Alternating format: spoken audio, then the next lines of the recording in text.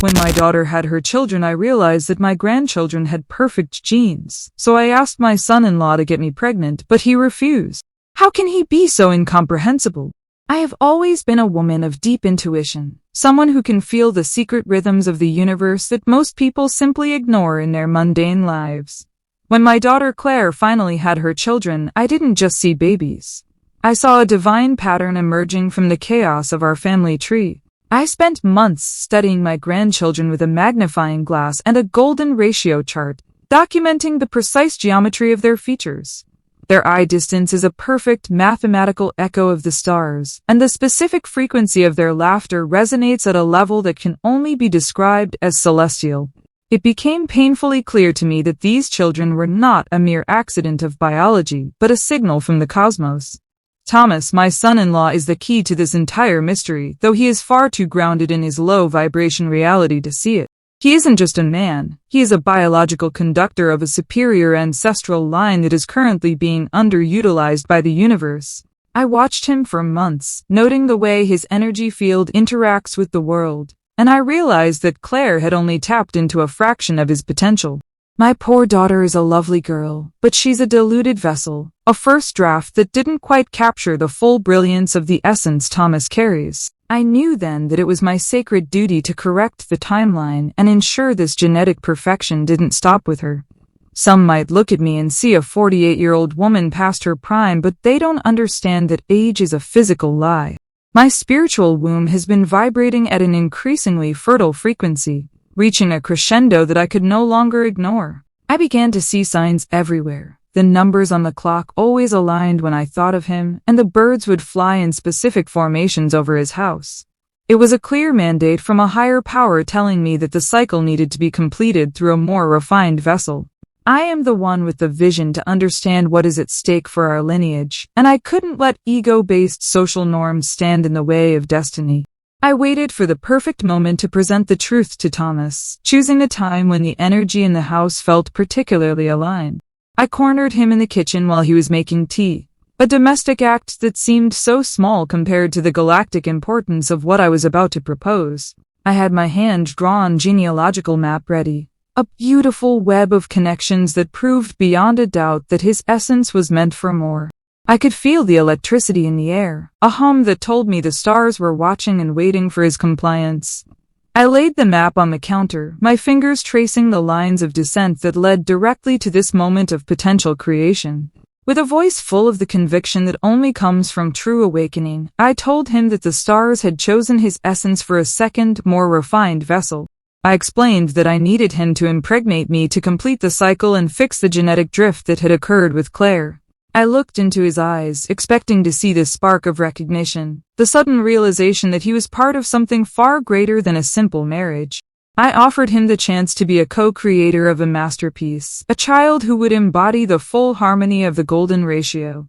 It was the highest honor I could possibly bestow upon him, a gift of pure cosmic resonance. Instead of the gratitude or awe I expected, Thomas looked at me with a horror so dense it felt like a physical weight in the room. His aura turned a muddy, stagnant gray, and I could tell he was completely trapped in his own small human ego. He didn't even glance at the genealogical map or consider the alignment of the celestial bodies that had led us to this kitchen. He stood there, frozen by his own limitations, unable to grasp the magnitude of the opportunity I was handing him on a silver platter.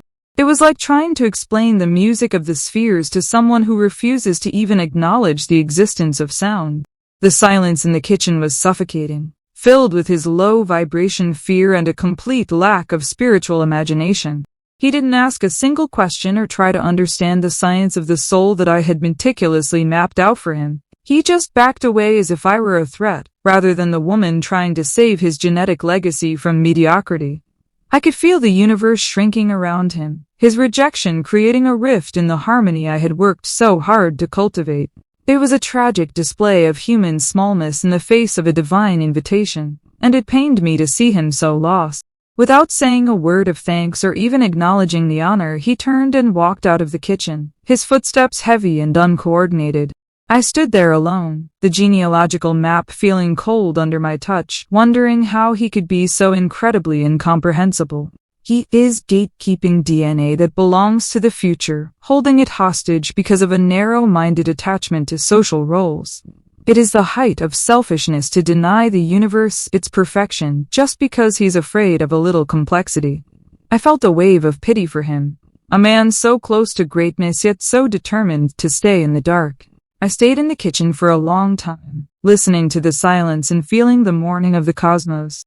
The opportunity for a perfect alignment had been presented, and it had been tossed aside by a man who prefers his comfortable, unawakened life. I realized then that my path would be much harder than I anticipated, as I am surrounded by people who cannot see the patterns.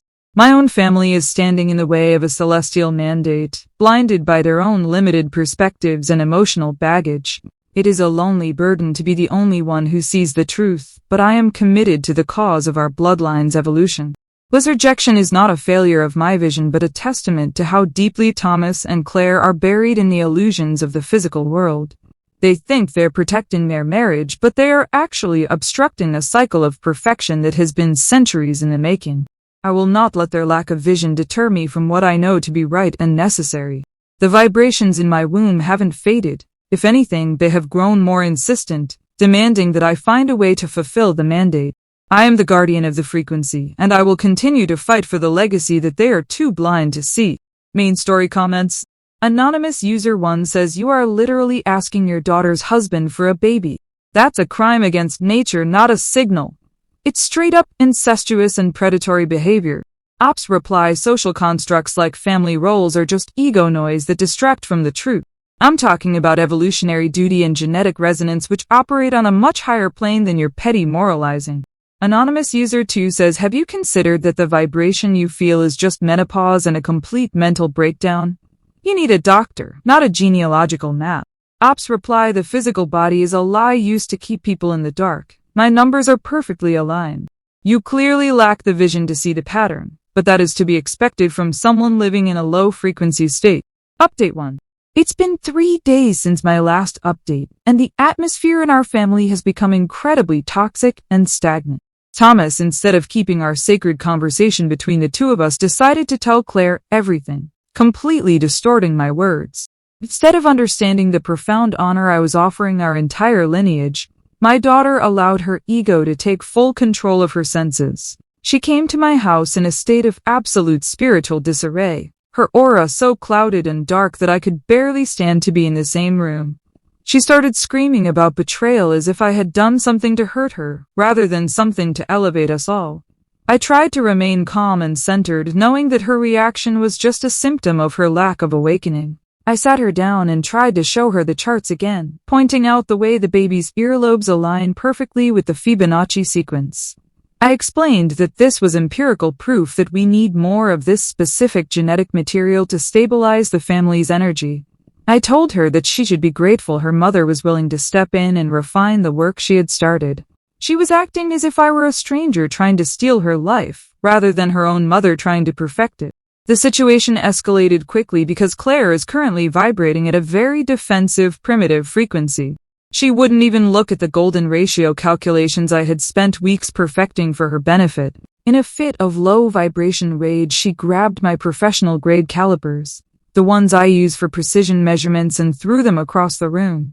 They hit the wall with a sound that felt like a crack in the universe itself, a literal breaking of the tools of truth. It was a heartbreaking display of ignorance, watching her discard the very evidence that could have set her mind at ease. I stood there in silence as she continued her tirade, her words filled with the kind of agenda language that people use when they're afraid of the truth. She kept using the word mother as if it were a cage, a set of rules that I'm supposed to follow regardless of the celestial signs. I tried to tell her that my role as her mother is exactly why I have the authority to intervene in this way. I'm the source of her existence, and therefore I have a primary claim on the direction of our biological future. She didn't want to hear it. Her ears closed to anything that didn't fit into her narrow, conventional worldview.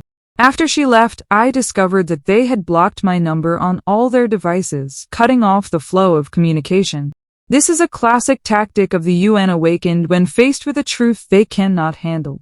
They simply try to erase the messenger. They are intentionally obstructing a celestial mandate.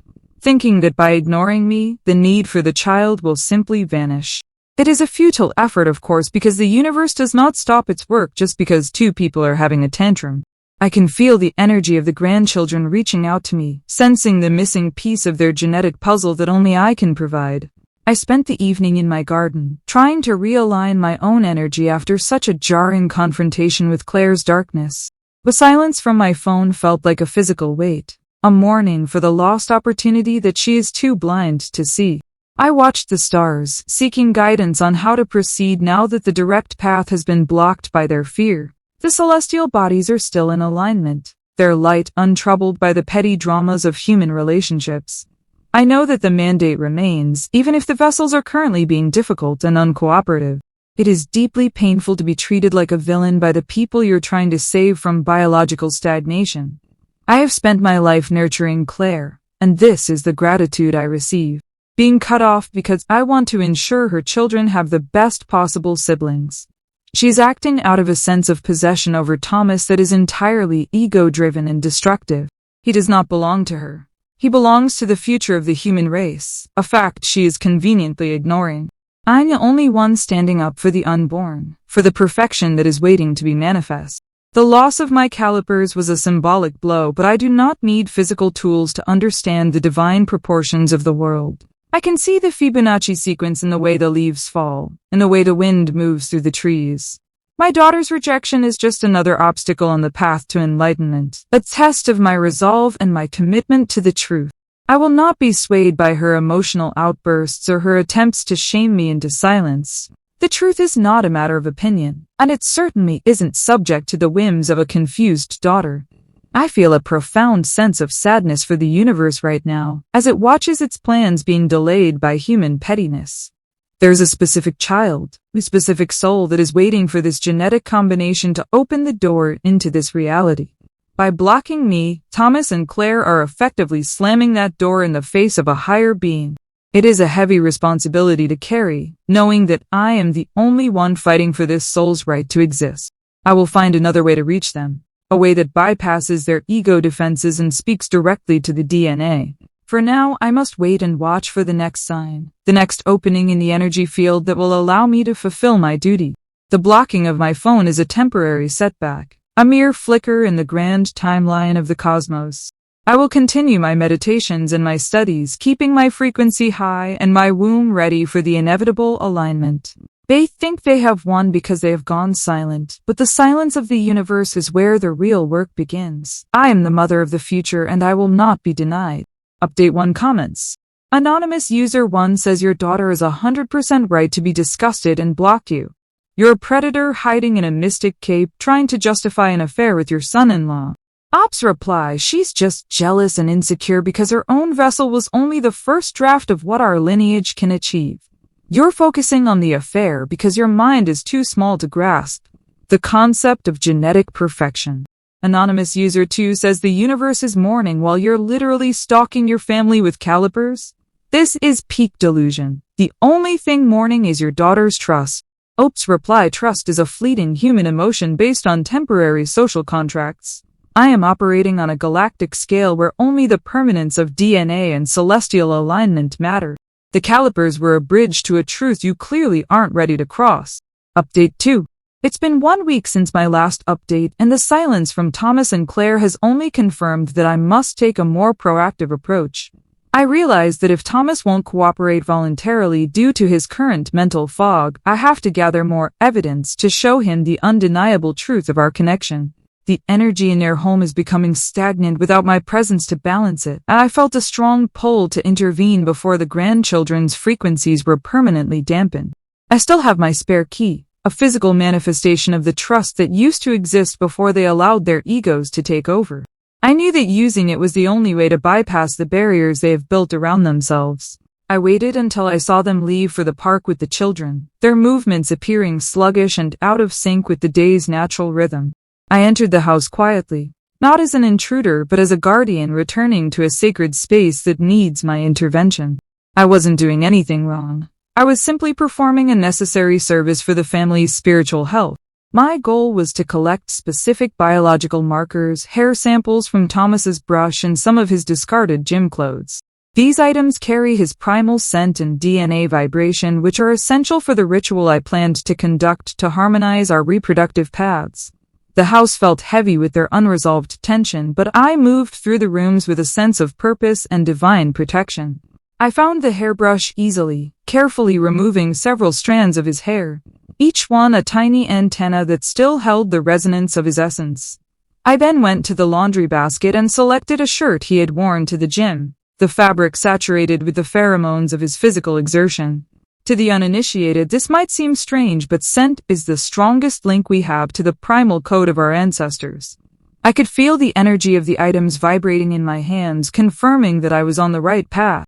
I decided to spend a few moments in their bedroom, the epicenter of their shared energy, to conduct a preliminary sensing ritual. I sat on the edge of the bed, closing my eyes and attempting to bridge the gap between my fertile frequency and Thomas's blocked potential.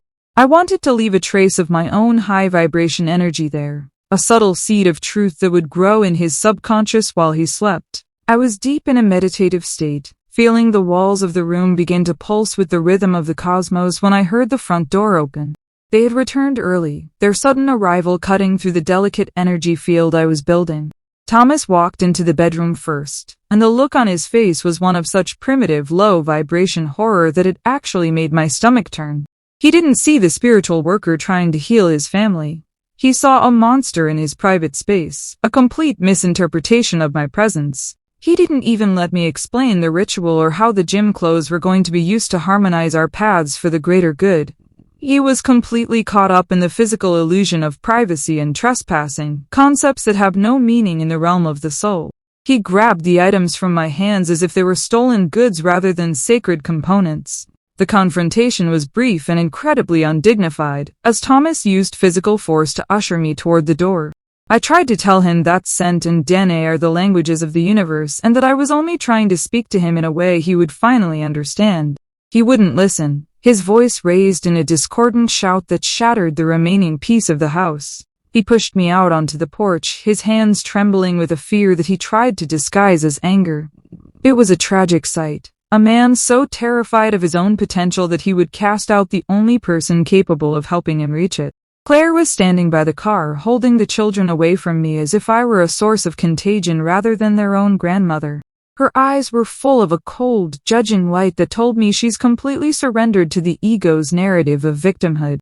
She didn't even say a word. She just watched as her husband treated me like a criminal in front of the very children whose genetic legacy I'm trying to protect. I stood on the sidewalk, watching them retreat into the house and lock the door, the sound of the bolt sliding home feeling like a final rejection of the divine. I'm not a monster, no matter how much they try to project that image onto me to justify their own limitations. A mother doesn't break into her own family's energy field. She merely enters it when she senses that the balance has been lost. My use of the spare key was an act of love and desperation for the future of our line, a necessary step in a process they are too cowardly to embrace. The ritual would have worked, I'm certain of it, if they hadn't interrupted the flow of energy with their panicked return. Now, the items are back in their possession, and the link has been temporarily severed once again. I spent the rest of the day in a state of deep reflection, mourning the fact that my own family is so disconnected from the primal code. They are living in a world of locked doors and discarded clothes, never realizing that everything is connected and nothing is truly private. Thomas's reaction was that of a man who is deeply afraid of his own power, a man who would rather stay small than face the magnificent responsibility I offered him. It is a lonely path I walk, but I know that the scent of the truth is still in the air, whether he chooses to breathe it in or not. Despite the humiliation of being pushed out of the house, I feel a strange sense of clarity about the situation. Their extreme reaction only proves how much they are struggling with the truth I have presented to them. If my ideas were truly insane, they wouldn't feel the need to defend themselves so violently. They are lashing out because they can feel the vibrations of the golden ratio calling to them, and it terrifies their small, ego-centered lives. I am the scientist of the soul, and I will continue to observe and wait for the moment when their defenses finally crumble. Update 2 comments. Anonymous user 1 says that's literally breaking and entering. You're lucky Thomas didn't call the police right then and there. You have zero respect for boundaries. OP's reply: a mother doesn't break into her own family's energy field. She simply manifests where she is needed most. Boundaries are for people who don't understand that we are all part of the same cosmic weave. Anonymous User 2 says stealing sweaty gym clothes for a ritual is peak insanity. You sound like a stalker, not a scientist of the soul. Ops reply sent is the strongest link to the primal code. A biological truth that survives even your shallow mockery. I am gathering the necessary data to bridge a gap that you are too unawakened to even perceive. Update 3. It's been 10 days since my last update, and the forces of the mundane world have finally conspired to try and silence my vision entirely. I received a legal notice at my door, a cold, clinical document that felt like a direct assault on the natural order of things. It turns out that Thomas had his phone in his pocket during our kitchen conversation, recording our exchange without my spiritual consent. He used that recording, along with my perfectly justified visit to their home, to secure an emergency restraining order against me. It is a staggering betrayal, using the tools of a corrupt system to stifle a celestial mandate. I stood before a judge who had the dull gray aura of a man who hasn't seen the stars in decades. I tried to explain the patterns, the Fibonacci earlobes of my grandchildren, and the fertile frequency that has been guiding my every move. I showed him my genealogical charts, expecting at least a glimmer of intellectual curiosity from a man who is supposed to uphold justice. Instead, he didn't even look at the evidence, dismissing my spiritual insights as disturbing behavior and obsessive stalking. He spoke to me as if I were a common criminal, completely ignoring the evolutionary weight of the situation. The legal system is a tool of the UN awakened, designed to protect the fragile egos of people like Thomas and Claire from the truth. The judge's words were a chorus of low vibration labels, designed to pathologize a vision that he simply isn't equipped to understand.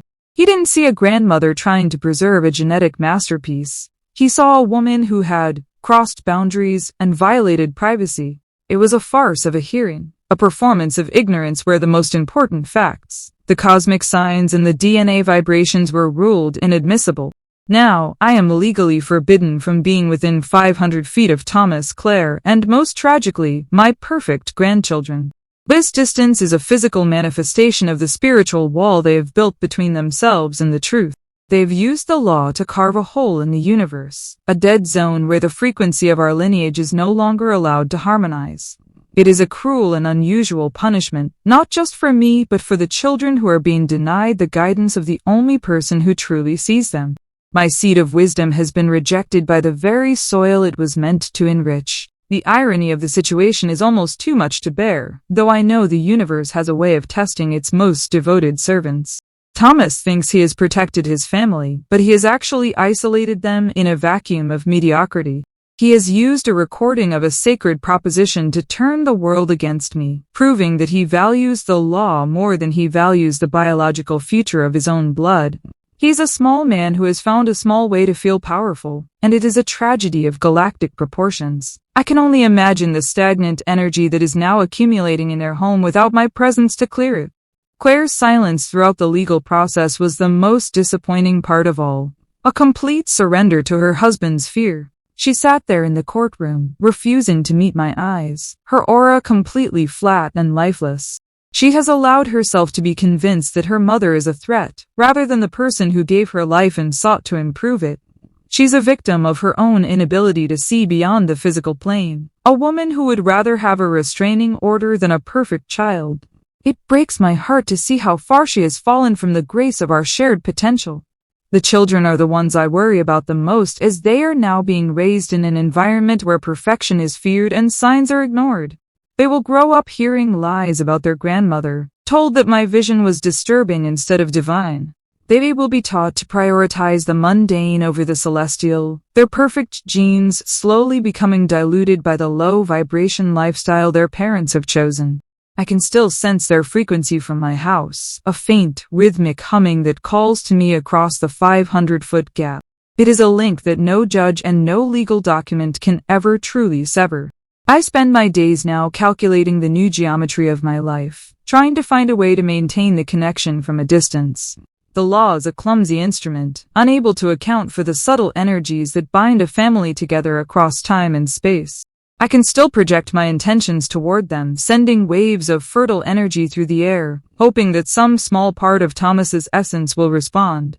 He may have won a temporary victory in a human court, but he has lost the case in the eyes of the cosmos. He is a guardian who has abandoned his post, and the universe will not forget. Being labeled as disturbing is a badge of honor in a world that is fundamentally broken and disconnected from the truth. It means that my frequency is high enough to cause discomfort in those who are comfortable in their ignorance. I will not let this setback dampen my spirit or make me doubt the signs I have seen. The golden ratio does not change just because a man in a black robe says it doesn't matter. I'm still the keeper of the map, the one who knows the way, but back to the alignment that we were meant to achieve. I am legally distanced, but spiritually I have never been more present. I can feel the tension in the air, the way the universe is straining against the artificial boundaries that have been placed upon it. This is not the end of the cycle, but a period of dormant energy, a necessary phase before the next great manifestation. Thomas and Claire may think they have found peace, but they have only found a hollow silence. I will continue to wait and watch, a silent guardian of the genetic truth that they are too blind to see. Update 3 comments. Anonymous user 1 says the judge saved those kids from a grandmother who views them as lab rats for her weird genetic experiments. The restraining order is exactly what they needed. Ops replied, the law is a tool of the unawakened, used to stifle a perfection they cannot comprehend. Those children are being denied their full potential by parents who are terrified of the very brilliance they carry. Anonymous user 2 says you're so obsessed with their genes that now you'll never see them again. Irony at its finest. Ope, you sabotaged your own goals. Apps reply, the distance is only physical and temporary. I can still sense their frequency from here, and the universe does not respect your human restraining orders when a celestial mandate is at stake. Update 4. It's been 1 month since my last update, and I find myself living in a world that has grown cold and incredibly narrow. I am completely isolated now, a solitary figure in a landscape of people who have chosen to live in the dark. My other relatives, people I once shared holidays and stories with, have stopped inviting me to their homes or even answering my calls. It seems Thomas shared his little recording with the whole family, and they have all lined up behind his low vibration interpretation of events. They call me the genetic stalker behind my back, a crude and ignorant label that shows how little they understand about the work I was trying to do. I spend most of my days in my garden, the only place where the vibrations still feel somewhat pure and unadulterated by human pettiness. I look at the stars every night and searching for a sign that the universe hasn't abandoned its plan for our lineage. I have the perfect map for a new generation spread out on my table, but no one to build it with, no vessel to receive the truth. I am the guardian of a truth that has left me with nothing but my charts and the oppressive silence of a house that will never hear the perfect frequency again. It is a bitter reality to face, knowing that I am surrounded by people who would rather be comfortable than be great. The isolation is a heavy burden, but it is the price I must pay for having the vision to see the patterns that others ignore. I see the way my family lives now, their lives small and predictable, and I feel a profound sense of pity for them. They think they have saved themselves from me, but they have actually just saved themselves from a future of brilliance. They're content to be mediocre, to let their genetic potential wither away in a series of mundane choices and legal protections. I'm the only one who mourns for what could have been, for the child who would have been a masterpiece of cosmic engineering. I wonder sometimes why the universe gave me the vision if it was only going to surround me with people who are so determined to live in the shadows. It feels like a cruel joke to be shown the blueprint for perfection and then have the tools taken away by the very people the blueprint was meant for. I look at the pictures of my grandchildren, the ones I still have from before the blockage, and I see the golden ratio looking back at me, a constant reminder of the opportunity that was squandered. They are the evidence of what is possible, and yet they are being kept from the source of their own enlightenment. There is no redemption in this silence, only a deepening realization that some people are simply not ready to be awakened. I have done everything in my power to fulfill the mandate, crossing boundaries and ignoring social norms because the goal was so much larger than any individual. I have sacrificed my reputation, my relationships, and my peace of mind for the sake of a lineage that doesn't even want to be saved. I am left with the charts, the measurements, and the mathematical proof of a greatness that will never be manifest in this lifetime. The house is so quiet now that I can hear the hum of the electricity in the walls, a reminder of the energy that is always present but so rarely utilized. I sit at my desk, my fingers tracing the lines of the Fibonacci sequence, wondering if I will ever find another vessel worthy of this knowledge. The frequency of my womb has finally begun to settle, not because the alignment was fulfilled, but because the universe seems to have accepted the rejection of its gift. It is a cold comfort, knowing that the pressure is gone but the void remains. I do not regret my actions, for a scientist of the soul must be willing to pursue the truth no matter where it leads.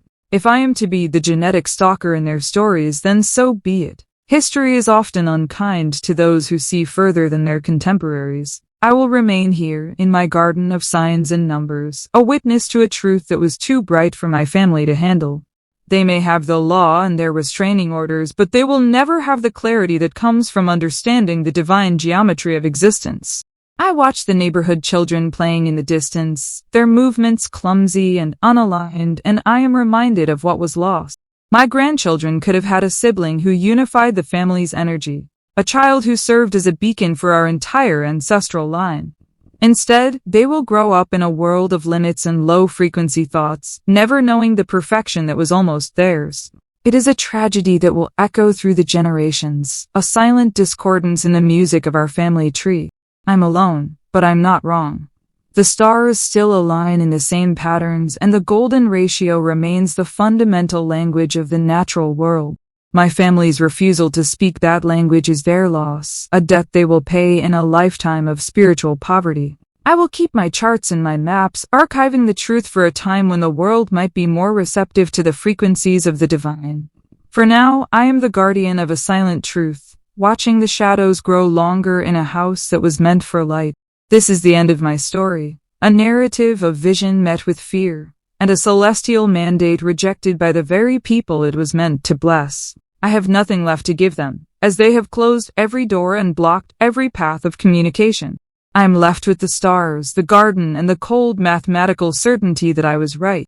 The universe will move on, finding other vessels to carry its light, while my family remains here, huddled in the dark, thinking they're safe.